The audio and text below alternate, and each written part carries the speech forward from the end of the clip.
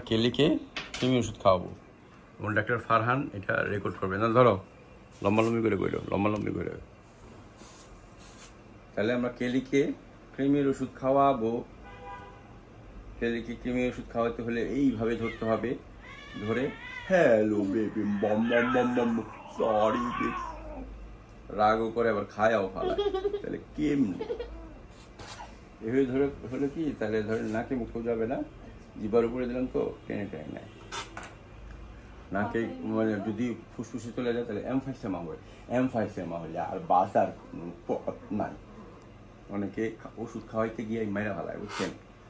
ওই যে আশপাশে ক্লিনিকের নাম বলবো না, আশপাশে একটা ঘটনা ঘটছে। ওষুধ খাওয়াইতে গিয়া বিলাই হুক্কা হওয়া, অপর পারে চলে গেছে। সেটার কারণ হলো ডাক্তার নিজে থাইকা খাওয়ায় নাই, অ্যাসিস্ট্যান্টের দিয়া গেছে গা। তাহলে কি হইলো? হ্যাঁ, নিজে খাওয়াইতে হবে। এই যে আমি কেমন আপনারা বুঝবেন, মুরব্বী মানুষ, আপনারা জিনিসটা জেনে নেন যে কৃমি ওষুধ যখন খাওয়াবেন, দেখা গেল যে ও হা করলো না, আমি দিচ্ছি ওর জিব্বার উপরে।